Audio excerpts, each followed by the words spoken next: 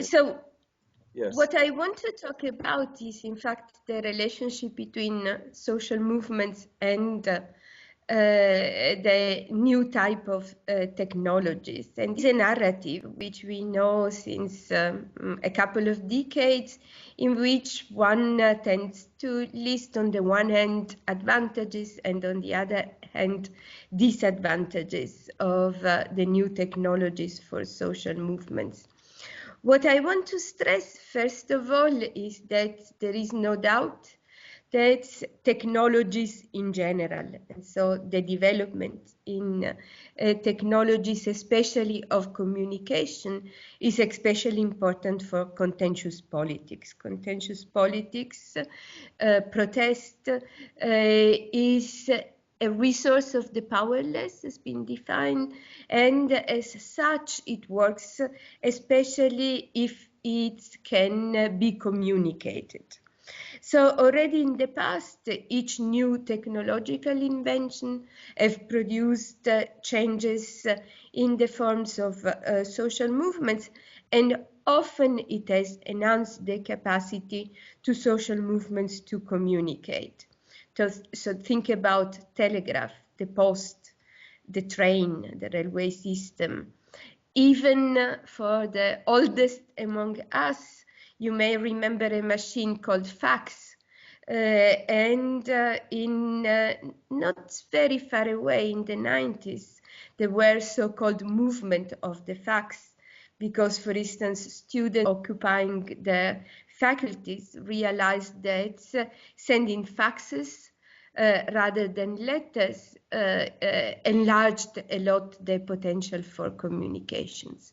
So, of course, there is no denial that technological revolutions as the one which have been embedded in the Web 1.0 and then even more in the Web 2.0 have the effect of dramatically changing and also to a large extent increasing the capacity of social movements to communicate. I would say the biggest the change, the biggest the impact on social movements.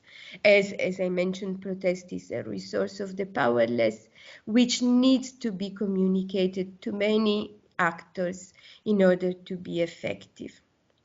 And I think that what is important for social movements in terms of technologies is the cost of communications. And of course, with the internet, the costs have decreased dramatically, but also the power embedded in the different technology of communications. So the role of gatekeepers. And in fact, one of the big changes which has been even increased with the Web 2.0 revolutions is the capacity that has been stressed by many social movement scholars and scholars of communications, of citizens taking over the role of spreading information, spreading news, reducing the powers of journalists as gatekeepers. And also, I think what has a big effect beside cost and power in communication is the type of language which is spread with some type of specific technologies. The degree of emotionality, for instance, which can be produced by the capacity of Web 2.0 to spread images and not only words, is also something which has deeply affected the protest in 2011 in the Arab world, in Southern Europe, and especially in Spain and in Greece, but also in 2013. In May is not only the anniversary of the 15 de Mayo, but also the anniversary of the camps in Gezi Parks in Turkey. And all these events would have been not imaginable or dramatically different without the power of the internet and the social media. So they have an effect in terms of capacity of the movement to communicate.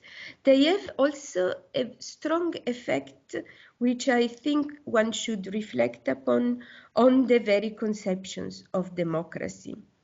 Some technologies are more useful than others in creating and spreading messages in an horizontal way. So there is no doubt that as new technologies have dramatically affected our life as citizens, they also dramatically affect the life of social movements. I want though also to issue a warning. It is just the technologies. This means different things. One is one technology among many. So we don't have to forget that usually new technologies do not substitute or do not always substitute for the old ones, but they all are layering one upon the others. And the risk for social movement could be to consider just one technology, just the youngest technologies as the only useful ones. And instead, I think that exactly in Spain, there is an example about how social movements, in order to be successful, needs to combine their communication strategies on different type of communications arenas. Take, for instance, Podemos as a party. His success, a party which is rooted in movements. I think his success is in its capacity to use new technologies, but also to have used old technologies, to have used the televisions, to have been able to spread a message on the televisions.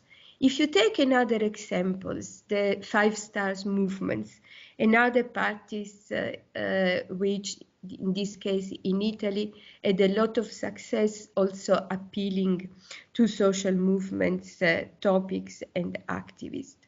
The Five Star movement was very good in using new technologies, the best parties, say the specialists, but it was not able to use old technologies. And a lot of the problems this party had at the organizational level was also related with this bet only on one level of technologies. It is just that technologies also means we have to pay attention to the fact that social movements are very complex type of actors that use many ways to communicate. So in 2011, the Tahrir Revolution, the Arab Spring, the 15 de Mayo movement, they've been often been called tweet or Facebook revolutions. I think that these conceptualizations is misleading because these movements have been successful exactly because of their capacity of going beyond Facebook, of going beyond Twitter. In Egypt, since many years, young people had attempted to mobilize through Facebook campaigns. And they had been able to sensitize people, but their success had been quite punctual, quite limited. When they succeed in mobilizing the millions is when they consciously, strategically go beyond the web and go in the poor neighborhoods in Cairo in order to mobilize people, in order to talk to people. And the movement of the squares, the movement of 2011, but also the movements which have been able to spread beyond the places in which there had been new technique of protest had been invented. This movement have also valued a lot the physical space, not only the virtual squares, but also the physical squares, and the squares that often had a deep history. This is just a technology. Also, it means we have to pay attention to the specific characteristics that each communication technologies has on movements. There has been a debate, for instance, on the different logics of Web 2.1, which through the use of websites, mailing lists, and so on, was able to network a large multitudes of people. This required still, this was, of course, more democratic, more pluralist than previously developed technologies like the televisions, but it was also a technologies which still gave importance to organizations. So scholars have called this logic a networked logic. It still gave importance to actors that functioned as brokers. A different type of effect on social movements development as the Web 2.0 technologies, which have been called as technologies that favor the aggregation of individuals, but less the networking capacity of organizations. And finally, it is just a technology also means it is a technology available to all. So when thinking about the effect of new communication technologies on the social movements, we have to think that also their opponents, their adversaries, their competitors have access to this type of technologies. And that some of, especially in authoritarian regimes, but also in the illiberal type of democracies that are developing more and more also in the north of the global world. Also there, I think that the use of new technologies is something which, to a certain extent, has facilitated certain type of repressions.